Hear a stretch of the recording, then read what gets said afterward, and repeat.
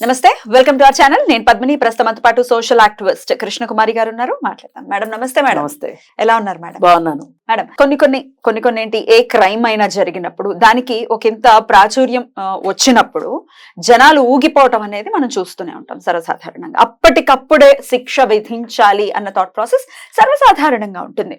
అంటే బ్రాడ్ గా ఆలోచించే వాళ్ళు డెఫినెట్ గా ఆ తప్పు నిజంగా వాడే చేశాడా అనేది కోర్టు లేకపోతే పోలీసులు వాటికి ఒక విధానం ఉంది. దాని తర్వాత మాత్రమే శిక్షను వెయ్యాలి అనేది మన పద్ధతి. దాన్ని అనుసరించాలి ఎట్టి పరిస్థితుల్లో. కానీ ఒక కామన్ మ్యాన్ గా ఆలోచిస్తే డెఫినెట్ గా అప్పుడున్నటువంటి ఆవేశంలో వాడికి శిక్ష వేసేయాలి, వాడిని ఎలా అయితే చంపారో అలాగే చంపాలి అని అనుకుంటూ ఉంటారు.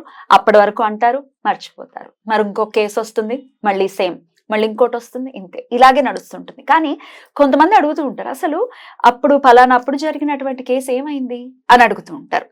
మొత్తానికి అట్లాంటి కేసెస్ కూడా వస్తూ ఉంటాయి మనం న్యూస్ కనుక ఫాలో చేస్తే. 2018లో చాలా సంచలనంగా మారినటువంటి రంగారెడ్డి జిల్లాకి చెందినటువంటి మేడిపల్లి కృష్ణ అనే ఆయన గవర్నమెంట్ ఉద్యోగస్తులు. ఆయనని సొంత బిడ్డలే, 2 ఆడపిల్లలు, 1 మగపిల్లవాడు, వాళ్ళు ముగ్గురు కలిపి ఆయనని హతమార్చినటువంటి సంఘటన. అది జస్ట్ పిఎఫ్ డబ్బులు మాకు ఇవ్వట్లేదు అన్న నెపంతో ఆయనని హతమార్చారు. ఆ ముగ్గురికి యావజ్జీవం అనేది పడింది. ఎలా చూస్తారు మేడం దీన్ని? ఇప్పుడు ఇలాంటి కుటుంబ తగాదాల్లో అసలు ఎందుకు వస్తాయి అనేది మనం ఇప్పుడు అతన్ని చంపేయడం అనేది చివరి అంకం. కానీ దీనికి బ్యాక్గ్రౌండ్ ఒక 5 అమ్మాయిలు, 1 అబ్బాయి.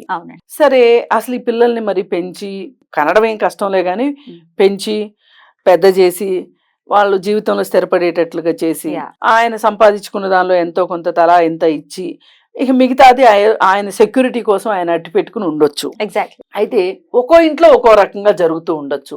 ఒక ఇంట్లో ఏం జరుగుతుందంటే కొంతమంది పిల్లలు బాగా చూడడం, కొంతమందిని చూడకపోవడము, ఇలా ఏవో చిన్న చిన్న డిస్టర్బెన్సెస్ కూడా ఉంటాయి. పర్సెప్షన్స్ నిజంగా తల్లిదండ్రులు అలా చూస్తారా అసలు? అంటే ఏమవుతుందంటే కొంతమంది పిల్లలు అనకూడదు కానీ కొంచెం దారి తప్పుతారు. వాళ్ళతోటి ఎంత ప్రేమగా ఉందామన్నా సెట్ కాదు. వాళ్ళు చేసే పనులు వాళ్ళ మనసులకి బాధ పెట్టే విధంగా ఉంటాయి. కొంతమంది ఏమో చాలా అమాయకంగా ఉంటారు. కొంతమంది చాలా తెలివిగా ఉండి వాళ్ళు ఏం చేస్తారంటే తల్లిదండ్రులను కొంచెం ఇన్ఫ్లుయెన్స్ చేసి ఈ అమాయకుడైన వాడి మీద ఏదో చెప్పడం, ఎవరి మ్యానిపులేషన్స్ వాళ్ళు చేస్తారు.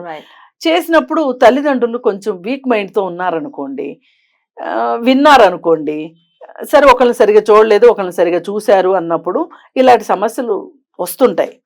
కానీ అంత అమాయకుడు ఇంకేం చేస్తాడు, వాడైతే కాస్త నోరు మూసుకుని కూర్చుంటాడు. అయితే కొన్నిసార్లు ఏమవుతుందంటే ఈ ఎక్కువ మంది పిల్లలు ఉన్నప్పుడు కొంతమంది ఒక జట్టు అయిపోయే పరిస్థితి ఉంటుంది. అలాంటిది కూడా ఆ జట్టు అయ్యి వీళ్ళంతా కలిసి కూడబలుకుని ఏదో చేస్తారు. ఇప్పుడు ఈయనకి 6 మంది పిల్లలు, 6 మంది పిల్లల్లో 3 పిల్లలు ఈ క్రైమ్ లో ఇన్వాల్వ్ అయ్యారు. సరే, అసలు వీళ్ళు ఈ క్రైమ్ లో ఇన్వాల్వ్ అవ్వడానికి కారణము బాగా చూసారా బాగా చూడలేదా అనే దానికంటే కూడా తెలంగాణ ప్రాంతంలో కొంచెము ఒక భార్య ఉండగా ఇంకొకరితో ఉండడం ఇక్కడ కొంచెం ఇప్పుడు బాగా తగ్గిపోయింది. కానీ ఒకప్పుడు అది యాక్సెప్ట్ చేసేవారా? ఇంక మొదటి భార్యకి ఇష్టం ఉన్నా ఇష్టం లేకపోయినా యాక్సెప్ట్ చేసేది. అంటే అప్పట్లో రాజుల కాలంలో ఎలా అయితే ఉండేదో ఒకంత యాక్సెప్టెన్సీ ఉండేది, ఎంతో కొంత యాక్సెప్టెన్సీ ఉండేది. అయితే అలా ఉన్నప్పుడు ఆ చేరదీసిన ఆమెకు కూడా పిల్లలు ఉన్నారనుకోండి, ఆ పిల్లలకి ఆస్తి ఇచ్చారనో లేకపోతే ఇట్లాంటివి ఉండేవి ఇంట్లో ఉంటాయి. కాకపోతే వీళ్ళు ఇంకా బరి తెగించేసి సరే నాన్న కదా చేసుకున్నాడు పోనీలే అని అనుకోకుండా నాన్న మీద కక్ష కట్టడము, లేకపోతే ఇంకో వివాహం చేసుకున్న ఆమెని మీద కక్ష కట్టడము, ఇలా చేస్తూ ఉంటారు. అలాగే ఈ ఏదైనా వచ్చేది డబ్బు దగ్గరే. ఇప్పుడు ఇతను కూడా ఖచ్చితంగా ఇంకొక మహిళతోటి ఆయనకి ఏదో సంబంధ బాంధవ్యాలు ఉండాలి.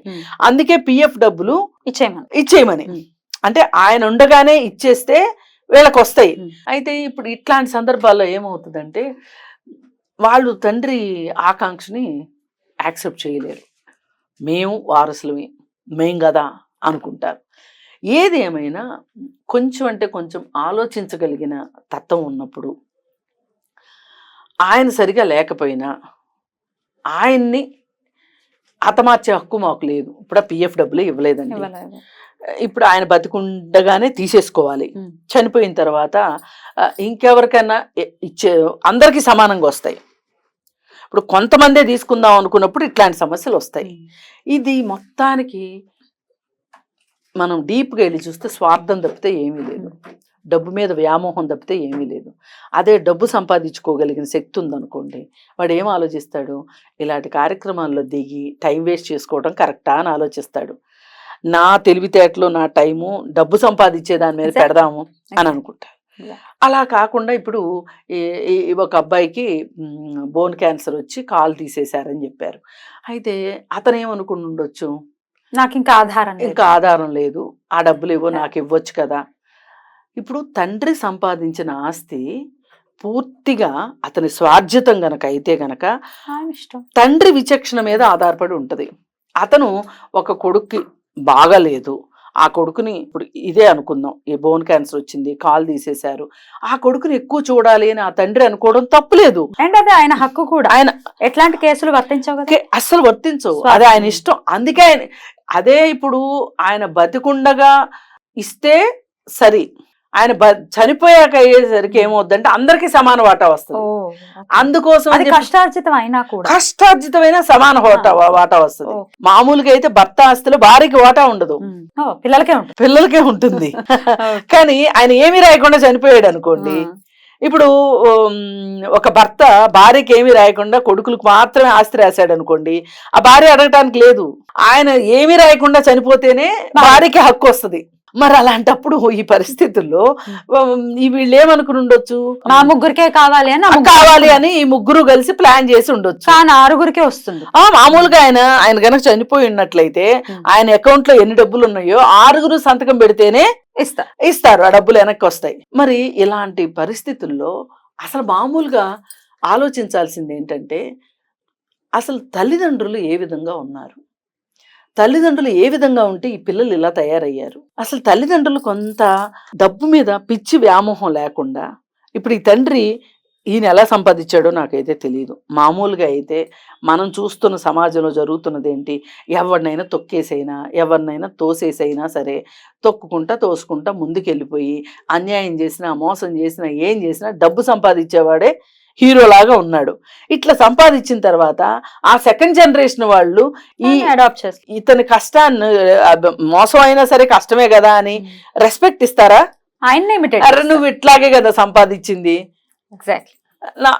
నా ఇష్టమైనట్టు నేను ఉంటాను. అసలు ఎప్పుడైనా సరే చాలా సందర్భాల్లో చూస్తుంటే ఒక జనరేషన్ కనుక బాగా కష్టపడి సంపాదిస్తే సెకండ్ జనరేషన్ వాడు థర్డ్ జనరేషన్ వాడు మొత్తం వదిలిచ్చేవాడు వస్తాడు, పండిత పుత్ర పరమసుంట అన్నట్లు. ఒక 3 జనరేషన్స్ అయ్యేసరికి మళ్ళీ వచ్చిన పాయింట్ దగ్గరికే వస్తారు. ఇప్పుడు ఇక్కడ మరి ఇతను ఏది ఏమైనా మానవ విలువలు అనేవి ఒకటి ఉంటాయి కదా, పైగా చట్టం ఎంత ఏ నాటికైనా సరే ఏదో ఒక రోజు మనం మనుషుల ముందు చట్టం గొప్పదే అని నమ్మాలి. బాధాకరమైన విషయం ఏంటంటే 2018లో జరిగితే 2024 దాకా 6 ఏళ్ల పాటు వీళ్ళు సభ్య సమాజంలో తిరిగారుగా. అసలు కనీసం 1 సంవత్సరంలోపు శిక్షలు పడవా ఇట్లాంటి కేసుల్లో? ఫాస్ట్ ట్రాక్స్ రావాలి. ఈ కోర్టుల్లో విపరీతంగా పేరుకుపోయి జాప్యం అసలు న్యాయం జాప్యం అయితే న్యాయం జరగనట్టే లెక్క. ఈ ఇష్యూ అప్పుడు కలకలం రేపింది కానీ మర్చిపోయారు కదా. అందుకని ప్రభుత్వాలు కూడా ఆలోచించాల్సింది ఏంటంటే, త్వరితంగా అయితే ప్రజల్లో కూడా ఏది తప్పు ఏది ఒప్పు, ఇది ఒక కేస్ స్టడీ. ఒక రకంగా కుటుంబ సంబంధాలు క్షీణించిపోతున్నాయి, డబ్బుమయం అయిపోతున్నాయి అనడానికి ఈ కేసు ఒక పెద్ద ఉదాహరణ. సో ఎంత తప్పు చేసినా ఇప్పుడు చూడండి యావజ్జీవం పడింది, ఇక వాళ్ళు బయటకు వచ్చే పరిస్థితి ఉండదు కదండి. 13 ఏళ్ళు లోపల నుంచి బయటికి రావాలి అంటే పైగా వీళ్ళు ఇంకేమేం చేసి ఉండొచ్చు అంటే ఈ సాక్ష్యాధారాలు రూపుమాపటం మాపేశారు. ఇలాంటివి జరిగితే ఏమవుద్దంటే ఇంకొంచెం శిక్ష పెరుగుతుంది. ఇప్పుడు వీళ్ళు చంపేసి పోలీస్ స్టేషన్కి వెళ్ళి ఒప్పేసుకున్నారనుకోండి వీళ్ళకి కేవలం యావజ్జీవ శిక్ష పడుతుంది. కానీ వీళ్ళు ఇంకెవరో దీన్ని చేశారని చెప్పటం కావచ్చు, సాక్ష్యాలు రూపుమాపటం కావచ్చు, ఇట్లాంటివి చేస్తే సాక్షులు ఎవరన్నా ఉంటే వాళ్ళు బెదిరించడం కావచ్చు, ఇట్లాంటివి ఏమైనా చేశారనుకోండి ఇంకొంచెం శిక్ష పెరిగే అవకాశం ఉంది. ఏది ఏమైనా దీని నుంచి, ఈ సంఘటన నుంచి నేర్చుకోవాల్సిన నీతి ఏంటంటే, మనకంటే చట్టం పవర్ఫుల్. చట్టం చేతికి ఎప్పుడో ఒకసారి దొరుకుతాము, తప్పించుకోవడం అన్నిసార్లు కుదరదు. అలాగే మనం నేరం చేసి జైలుకి వెళ్ళిన తర్వాత మన పిల్లలు సమాజంలో ఎలాంటి పరిస్థితిని ఎదుర్కొంటారు.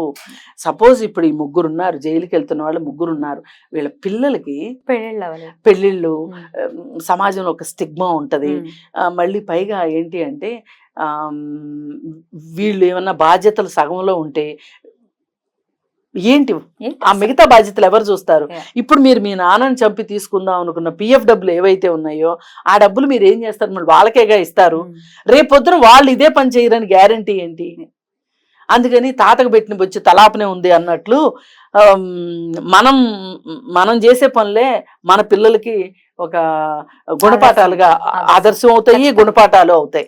అందుకని దయచేసి డబ్బు మాయలో పడి సొంత తండ్రిని చంపారు అంటే వాళ్ళని, ఇప్పుడు వీళ్ళు జైలుకి వెళ్తారు కదా, అసలు అక్కడ ఆల్రెడీ నేరాలు చేసి వచ్చిన వాళ్ళే ఉంటారు, వాళ్ళంతా హ్యూమిలియేట్ చేస్తారు తెలుసా మీకు? అక్కడ ఇంకో నరకం ఉంటుంది.